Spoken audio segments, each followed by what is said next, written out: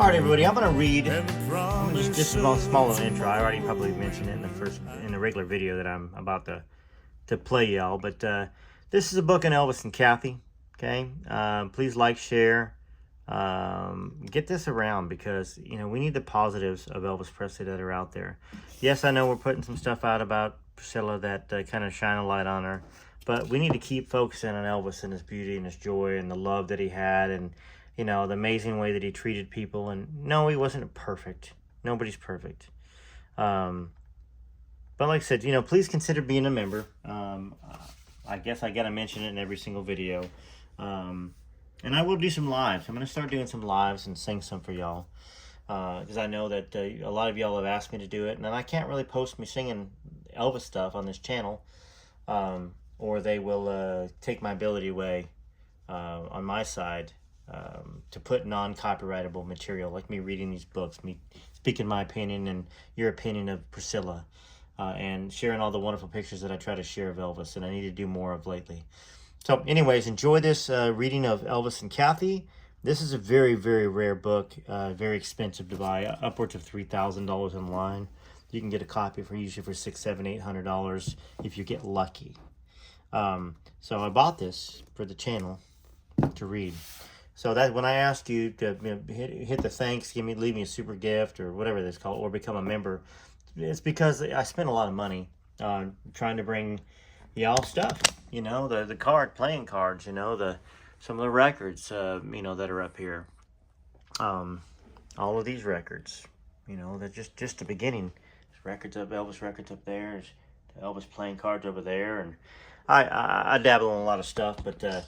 Like I said, when I saw this, I thought, you know what, I need to get it. I need to find it and get it for the Elvis fans and read it to them. So, hope you enjoy the reading of it, and we're going to start it right now. And one last thing too, when they throw a commercial up on here, just wait 5, 10, 15 seconds and hit skip. Okay, it doesn't mean you get to close off the video. Just hit skip. If you're on a TV, just take your remote and do the up into the skip part, and then the middle button that's just skips it. If you're on the computer, obviously you can use your mouse or your iPhone. But it's usually only 6 seconds or 10 seconds or 15 seconds. You don't have to watch the full commercials. If you do, it helps my channel more, but why? You know what I'm saying? Unless you're enjoying the commercial. All right, that's it. Let's get to the book. All right, everybody. So I've been reading Child Bride. I'm going to take a small little break from Child Bride and start reading some Elvis and Kathy. Not really a slight break. You're still going to get your Child Bride readings every single day. But I'm going to start adding some other books while we're at it. Including gentlemen I hope to have some time with more than what I had on the phone and do an interview with them, Johnny Lang. But let's do some Elvis and Kathy here. Now this is a book that is really hard to find. There was either a low printing of it, or people didn't keep it because Kathy Westmoreland is not really she's a well-known name among Elvis fans, obviously. But among people that are not Elvis fans, that are just curious people, she really hasn't been a well-known name. So I think it might be a combination of both. But let's read a bit of Elvis and Kathy here.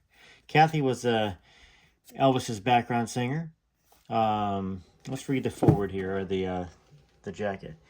Kathy Westmoreland is a superb singer whose career led her to over 1,000 concert appearances as a co-performer with Elvis Presley. I gotta slow my talking down. Miss Westmoreland is a veteran of show business, having begun at the age of 4. As a student of voice and dance, she appeared with the Metropolitan Opera Road Company, and later Kathy chose to work as a studio singer in movies, TV records, and Las Vegas musicals. As Presley's vocalist, confidante, lover, and friend, she has broken her 10 years of silence with the publication of Elvis and Kathy. Her highly documented, authoritative accounting of their love story presents a new image of Presley as she unveils the mysteries, giving new meaning to old myths that have confused fans for years. As a constant companion, Kathy shows Elvis on the road and gives an intimate glimpse into their life in the studio at Graceland and aboard his private jet. Elvis, the man, is brought to life as Kathy recaptures his lost years, crystallizing them for the reader with first-hand accuracy only she can provide. This definitive book authoritatively unravels many unsolved controversies that continue to puzzle his fans even today. So 10 years must mean this book is from 1987. Let's take a look at this. right here. Elvis and Kathy. And the date on this is August of 1987. So from the publisher B.J. Baker. You don't really need, I'm not going to worry about that too much. Let's see here. Dedicated to those who have lived the last 10 years knowing a degree of understanding has been missing. And to my daughter, Lindsay, Kathy Westmoreland. She must not have liked the fact that Elvis and Me was written. And she must not have liked the stuff that was written in there by Priscilla. Prologue.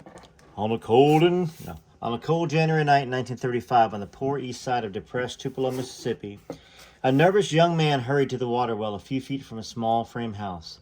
His pregnant wife was in the throes of labor pains, and the water was needed by the midwife. As he pulled the full bucket of water up from the well, he was suddenly surrounded by an eerie blue and red light, swirling and moving into the dark night. Startled and mystified, he hurried back to the house only to hear the cry of his firstborn and the whimpering of a second child on the way. Just then, all the medicine bottles sitting on the shelf over the fireplace exploded. It was January 8th, 1935, and twin sons had just been born to Gladys and Vernon Presley. One son would not live long, but the surviving twin, Elvis, would grow up to be an idol to millions over the world, would sing to sold-out houses, wherever he appeared, sell billions of records, and cause drastic changes in American society and the world. In a short 42 years, Elvis Presley, the surviving twin, left his footprints on the face of the globe through the universal language of music. He shook, gyrated, rocked, and rolled his generation into a new kind of humanism that toppled institutions, governments, and traditions. That January night was the true beginning of a profound revolution. A revolution so complete and silent that not a weapon was fired, but it brought about a change in everyone, and nothing was ever the same again. Story told to Kathy Westmoreland by Vernon Presley, Portland, Oregon, 1970. Now, I have to ask y'all, did y'all know that? Did y'all know that Jesse Guerin was born and he lived for a short while? Or did you think he was stillborn at birth immediately? Also, did you know about all the medicine bottles above the fireplace exploding? Leave me a comment about that. Let's start some reading right here. Chapter 1. I'm trying to get this in a nice little view for y'all.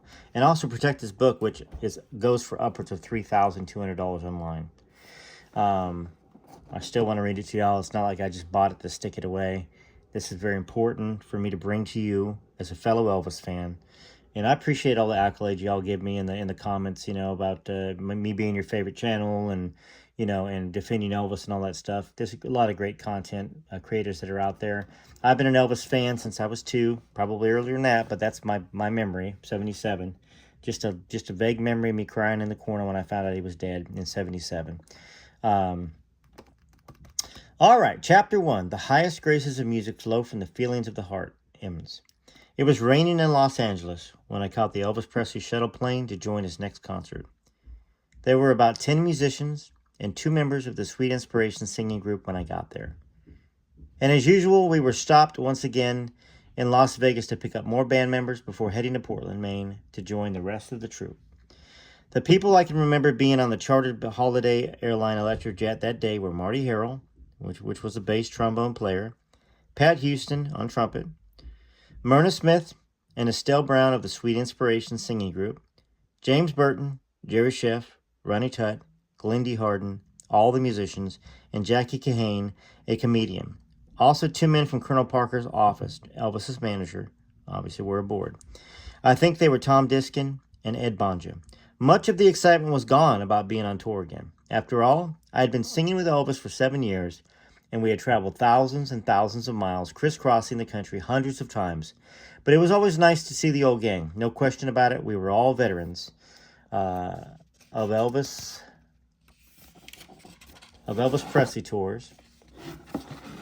And we had all been through a lot together. Since everyone knew I had a close relationship with Elvis and he telephoned me whenever the mood struck him, night or day, it was understandable that some aboard the plane would ask me, "Hey, how's Elvis doing?" Everyone knew he was sick, that each public appearance brought him to the point of exhaustion. I didn't want to say much, didn't want to alarm everyone, but I was really surprised that we were even going to do a concert in Portland, Maine, because of Elvis's worsening health and the way he talked to me the last time we had been together about a month earlier. I thought Elvis's touring days were over. I don't remember it now, but my sister said I told her the night before, "Don't be surprised if I'm back home in a day." "Why?" she asked. "Well, because I don't think it will ever happen, not the way Elvis is feeling," I told her. However, Elvis said we were going to give a concert in Portland, and that's what we set out to do. The plane droned on, and since I had gotten up so early, I curled up in my seat and went to sleep. The next thing I remembered is waking up to find out we were landing. I couldn't believe we had already arrived in Portland, and we hadn't. The pilot was told to land in Pueblo, Colorado, so we could call for further orders, someone told me later. But I was asleep, and it was only the plane wheels touching on the ground that woke me up. We made a rough landing in a heavy wind, and everybody got out of the plane to get fresh air and stretch. Marty Harrell had gone to call Memphis, but I didn't know that. My first thought was that the plane radio was out or something had gone wrong in flight, because there was always something happening when we chartered that particular plane. If I had been told we had orders to call Memphis, I would have known right away that it was some sort of a crisis. It was a beautiful day, bright, clear, and very windy on the tarmac, but the air felt so good, and we all strolled near the plane, waiting for a report on why we were being delayed. It all happened so quickly that I had no time and was still too sleepy to do any rational thinking. Marty came out of the airport terminal and walked up the plane steps. "Everybody gather around. I have something to tell you," he said. We all moved slowly towards Marty, and then he said in a soft, clear voice, "Elvis died this morning.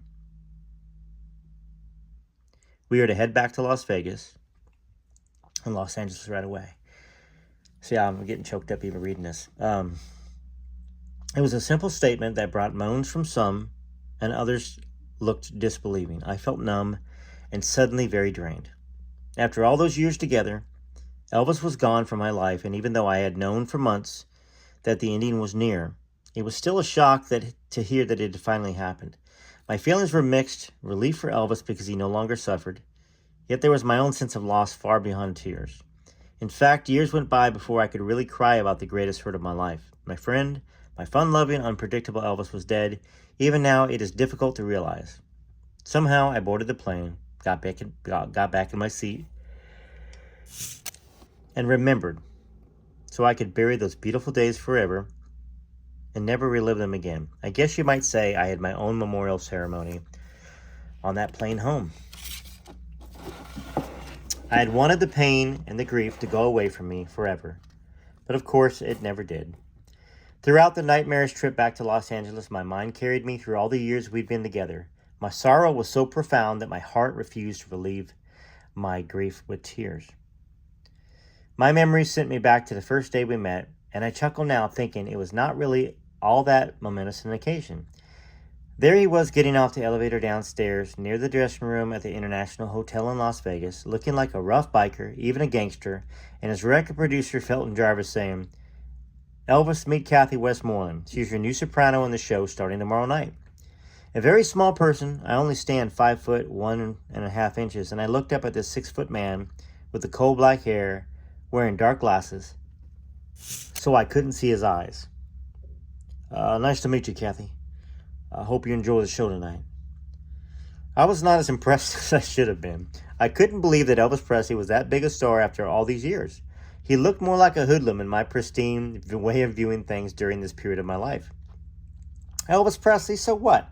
Was my silent first impression of the man who was about to change my life. Of course, in all fairness to Elvis, at that time I had not had much exposure to his kind of music and I'd never seen him perform. I was born Kathy Westmoreland in Texarkana, Arkansas on August 10, 1945. My Greek mother, Connie Canaris, was a dancer, the sweetheart of 3 Army camps in Texas and well known throughout the state. My English-Irish father, Breezy Westmoreland, sang 4G MGM in the glorious days of the epic musicals, appeared in such classics as The Great Caruso, The Student Prince, and others. I made my first nationwide radio appearance at the age of 5 with my dad and sister, Melody, who was 4. We sang on the program To Live Like a Millionaire. It was a talent contest show and my father won. I was also runner-up in the Miss Teenage contest in 1962. Miss Teenage America contest in 1962. Daddy led gospel choirs in Texas and taught voice for many years. He was my only vocal coach and trained me strenuously in the classics, which led me to traveling in the Metropolitan Opera's road company for a year. The only thing Elvis and I shared musically, or so I thought at the time, was the fact that we had both been exposed to gospel singing. In fact, my father was minister of music for the Methodist Church in Abilene, Texas, where I grew up with my family. That family included my younger brother Brent and baby sister Christy Joe, as well as Melody, who I mentioned earlier. By the time I was a senior in high school and expressed my dream of becoming a singer, as did my younger sisters and brother, who eventually musical careers encompassed performances with such notable artists as Wayne Newton, Ginger Rogers, Bobby Vinton, and Bobby Goldsboro. My parents realized that our opportunities for a musical career in Abilene were non-existent. So they packed up and we moved to Garden Grove, California. This is very strange, where I spent my senior year at Garden Grove High School. Did y'all know that me, Joe Sands, I went to Garden Grove High School as well for a year, only 1 year.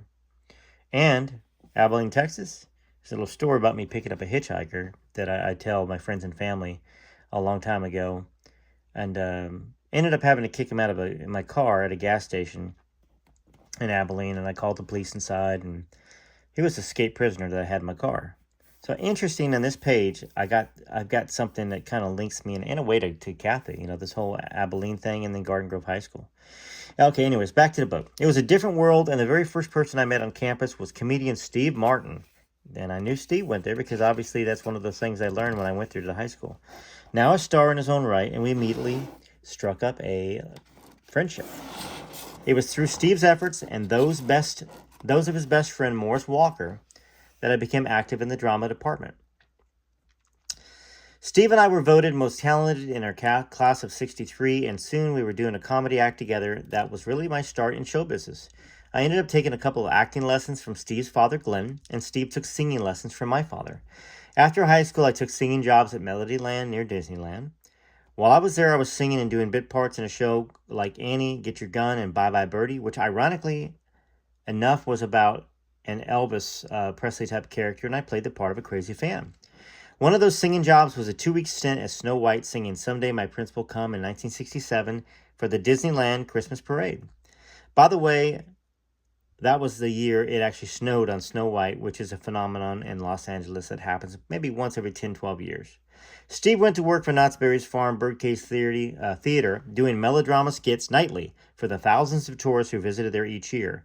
He asked me to join him, and I did an audition, which he arranged and got the job. Now, little unknown fact about Steve Martin is he's a phenomenal banjo player. Maybe more known now than it was back then.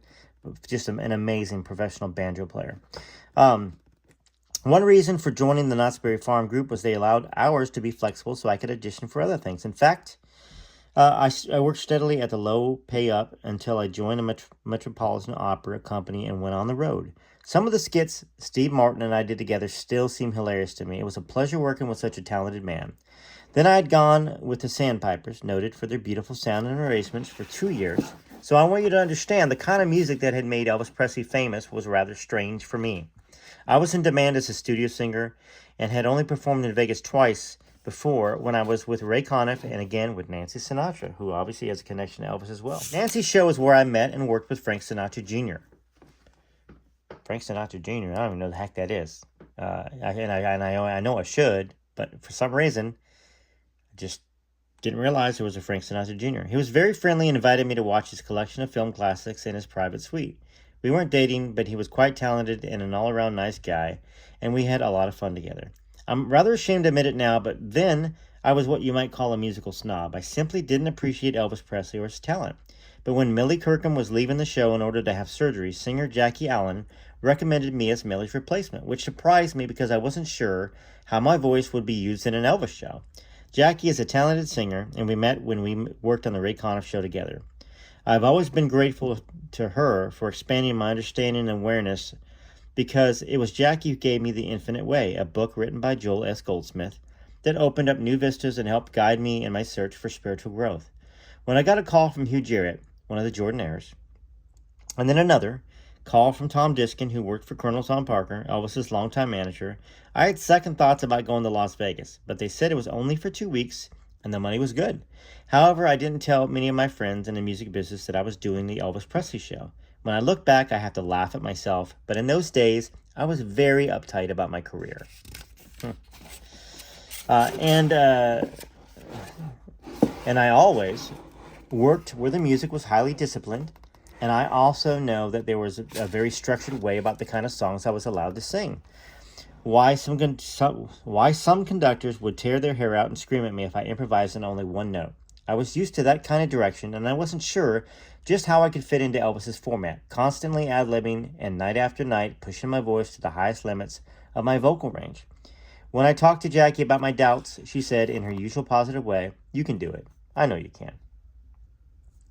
My first shock when I casually arrived at the International Hotel in Las Vegas was the crowd. There were Elvis fans in every corner of the lobby and all around the first floor of the hotel. They had banners, pennants, hats, pins. They were rowdy and boisterous, and there seemed to be thousands of them milling around. The worst of it all was trying to reach my only contact, the producer Felton Jarvis. I stood around in the lobby for 4 hours just trying to get a phone so I could call him and tell him I had arrived. Finally, we got together, and the first person he introduced me to was Colonel Tom Parker, Elvis's manager, who was passing out Carney hats with Elvis Summer Festival and the Hat Band. He was stoutly built with a ruddy complexion and chewing a cigar.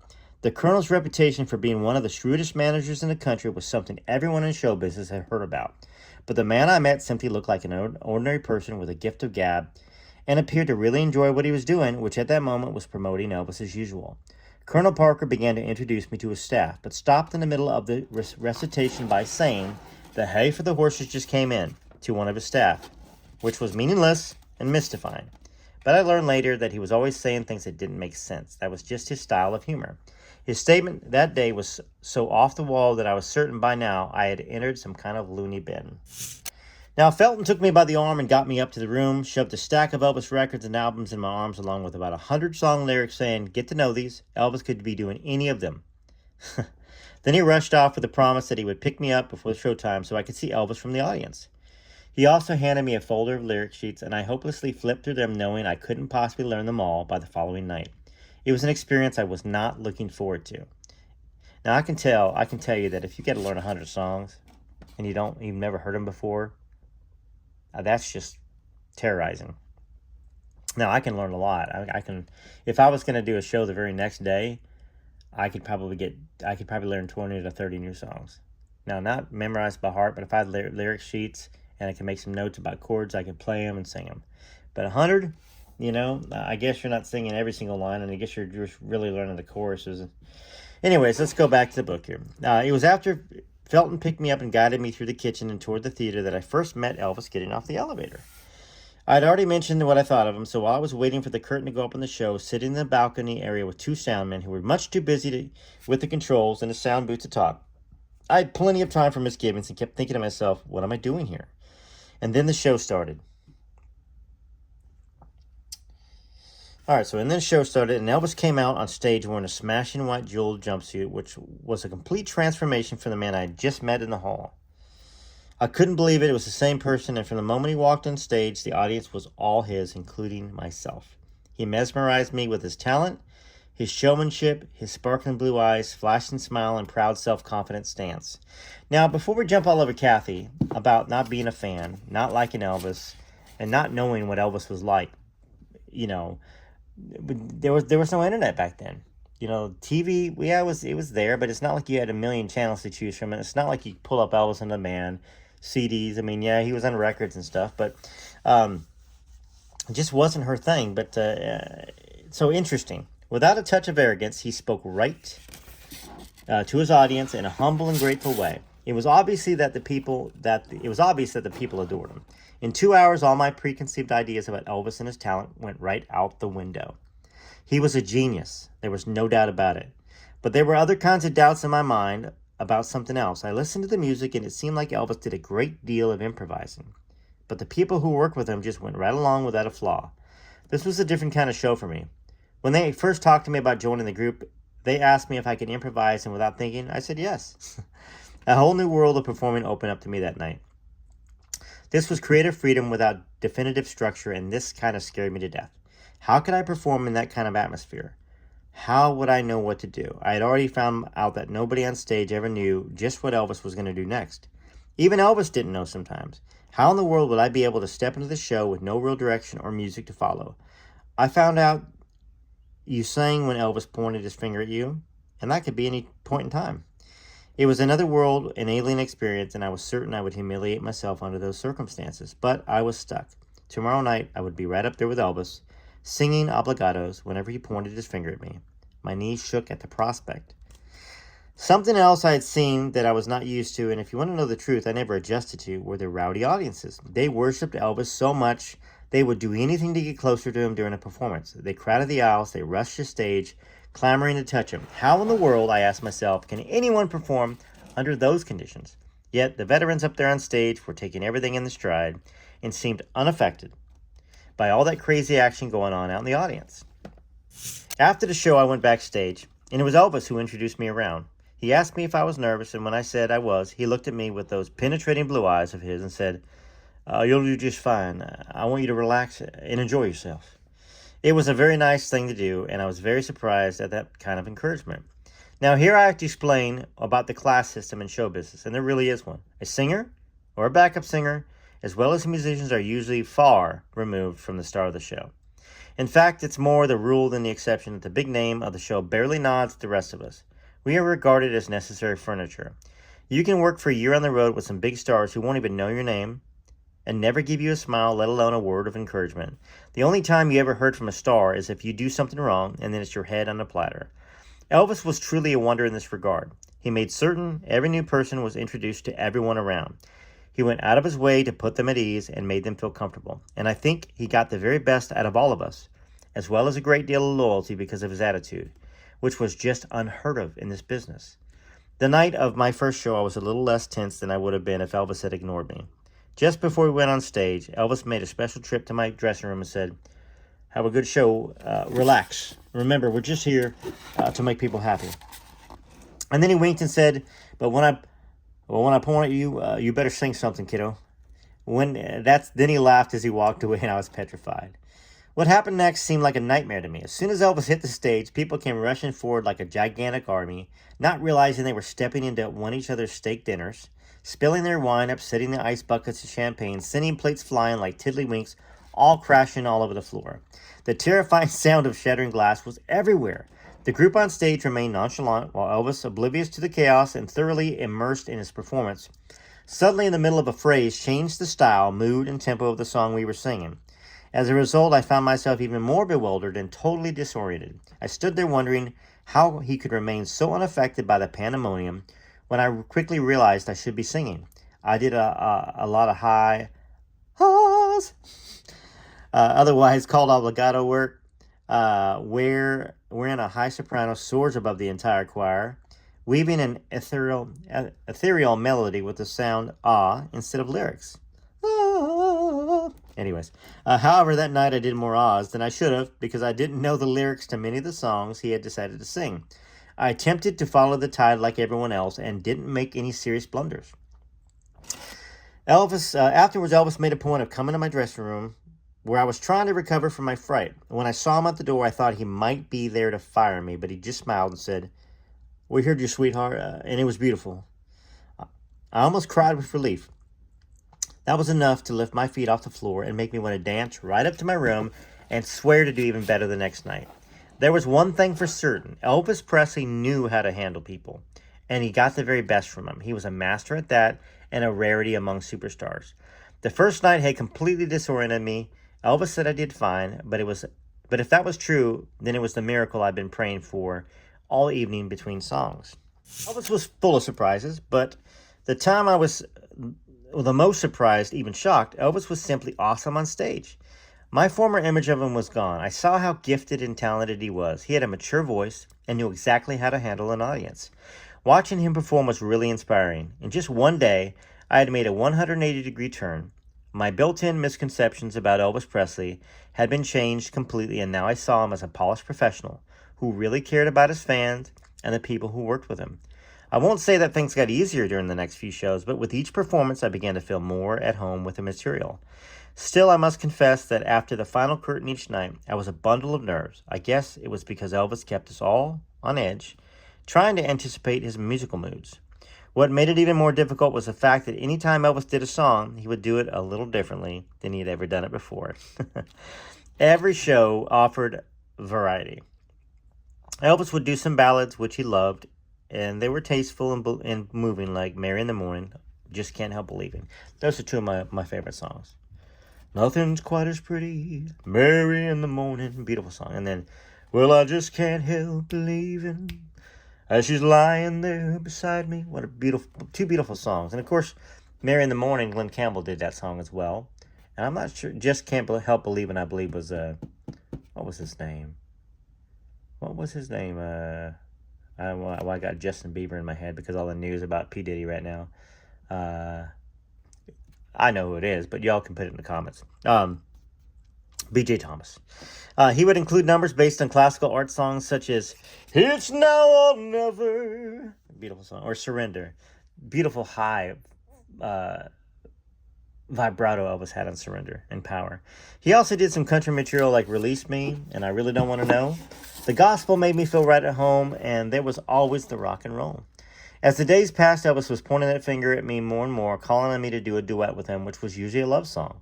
I was relying more and more on my ear and intuition to determine what I was to sing just a split second before I sang it. Now, that's something I don't think I've ever heard, a duet of Elvis and Kathy. That was a love song. Do y'all know what he sang? What they sang together? If you do, put it in the comments, and I'll look for it. So we all worked this way. We were all performers who loved to sing and lose ourselves in the music. But sometimes it was a real test of strength and concentration. Anytime you get a group of singers together and they become comfortable and relaxed with the material, they begin playing subtle games on stage that the audience is unaware of. One such game was a duration breath contest. All of a sudden, Elvis might hold a note for a long time, certainly not the way he had done it before, but the singers would try to outlast one another in holding that note without taking a breath. The one who held the note the longest won, and I'm proud to say that I won a lot. I guess that had something to do with my coaching and operatic training. Elvis could hold the audience near him and ignore everything else. I always kept a wary eye out for all those people out there walking on tables, making their way towards the stage. The sound of dishes being crunched or crashing to the floor during a performance was something I never adjusted to. Frankly, I was never certain that the circle of security guards was enough to hold back all that intensity and determination, but Elvis performed as if he didn't know that was a real threat that loomed just a few body lengths away. Elvis is a big town with big shows and big name stars. And there, ladies and gentlemen, are where I'm going to leave it for this evening. Elvis and Kathy. This is the book. Some of the reviews on back. You can count on one hand the people qualified to talk about Elvis, and you can count on the fact that Kathy Westmoreland knows what she's talking about. Charlie Hodge. That there should go the distance for any Elvis fan that might doubt anything Kathy says in this book or doubt what she said is true, because most of y'all believe that Charlie was Elvis's best friend. Some of y'all believe it's Jerry Schilling, but most of y'all tend to believe it's Charlie Hodge. Charlie was there. You know, I believe Elvis had quite a few best friends. I believe he had Charlie, Jerry. I believe Larry Geller was a very close friend that Elvis confided things to him that probably nobody else. He probably confided only to him. So here's another. The city of Tupelo is indeed grateful to Kathy Westmoreland for her role in the dedication of the Elvis Presley Memorial Chapel. We are always honored to have her in Tupelo because of her dedication to our most famous native son, Elvis Presley. Jack L. Marshall, Mayor, City of Tupelo, Mississippi.